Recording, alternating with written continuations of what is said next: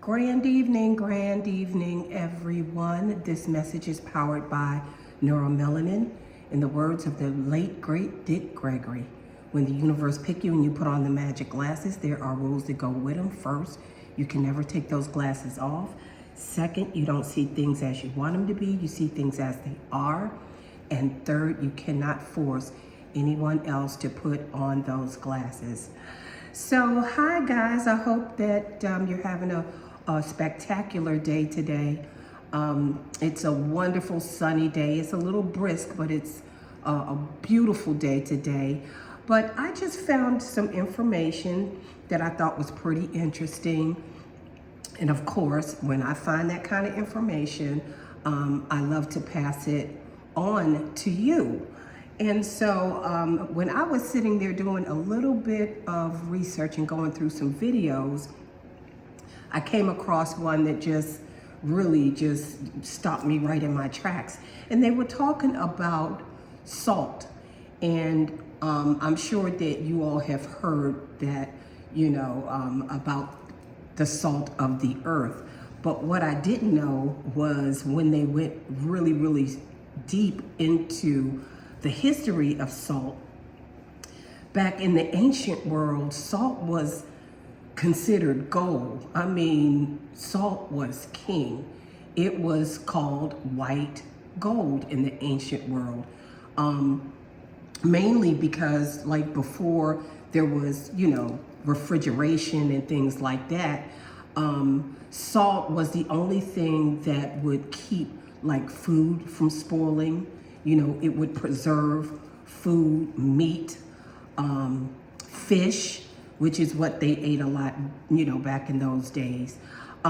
It was like a preservative, and actually even right to this day, but it killed bacteria, it kept food from spoiling. And sometimes food would last for months and even years, according to this information, that I was getting, which I thought was just fascinating. It would not go bad. It just, they talked about how food just sustains life itself. And also it talked about how our bodies, as well as animals, it's just a vital part of life. And back then, salt wasn't found everywhere. So whenever they did find salt, it was like valuable.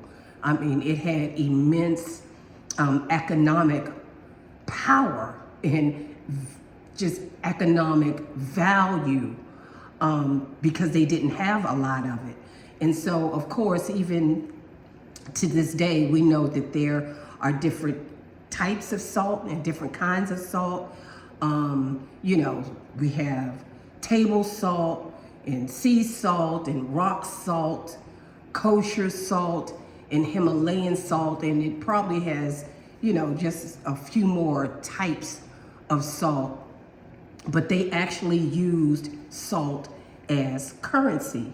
When people would go to work and did their building or their carpentry or whatever they did back in those days, they would actually pay them, in salt.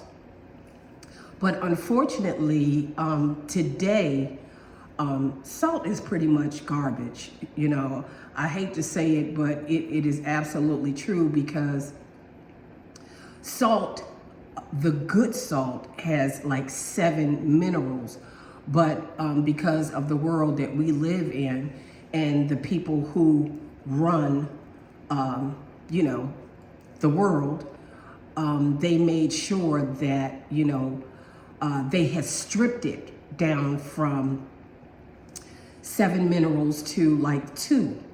So it does not have the value that it used to, and it doesn't give us the nourishment that it used to give us, because they wanted to make sure that, our bodies was not nourished. Now, on the other hand, when we are playing sports, and our brothers and sisters, You know, we are the best at just about every sport that there is out there. They made sure that our bodies had salt because of the exertion of our bodies and the sweating and all of that. And because they know how important salt is to our bodies, they made sure that on those sidelines, you know, we're drinking Gatorade and all of that. And great Gatorade ain't nothing but salt water. But when we're out making money for them, you know, they're going to give us what our bodies need. Now, on the other hand, which I found interesting, is they tell us, you know, don't eat that salt. You know, salt, we gonna have to stop eating salt, because even when I'm at restaurants and even my own family, it's like, no, don't put no salt on mine. So on one hand, they know how good salt is for us, but then on the other hand, they're getting in our mental telling us not to intake salt because it's bad for us, because if we deplete ourselves from salt, then we're kind of doing the work for them. You know what I'm saying? We're depleting our own bodies. Our bodies are going to break down if we do not give our bodies what it needs, which is salt. So I just felt like, you know, my goodness, all the time that I see people trying to avoid salt, even though that might not be a bad thing, because they have tampered with it so badly until the salt that we actually do get is really no good, especially the table salt. But I did want to just give you just a little tip about, now the salt that I use is called Celtic salt. And Celtic salt is about as close as you can get to the salt that we used to have back in the day. It has, you know, mostly all of the minerals that they have stripped, you know, from all the other types of salt. But, you know, because they talk about it causes high blood pressure and this and that and the other. That's because they just want our bodies to go down and to not give our bodies what it needs, because our bodies crave salt. We like tangy stuff. We like vinegar. We like salt, because that's what our bodies feed off of. And our bodies is different from their bodies, but they know our bodies probably better than we know our own bodies. So, I mean, a good tip that I've learned, that whenever they tell us something is bad for us, it's usually the opposite. It's good for us. So I just wanted to pass that information on. I thought that was extremely interesting. And again, you know, salt, it is the salt of the earth, and our bodies is the salt of the earth, and we need to give our bodies what it needs. So thank you guys for dropping in on me. Thank you for listening, and I will see you next time. Bye.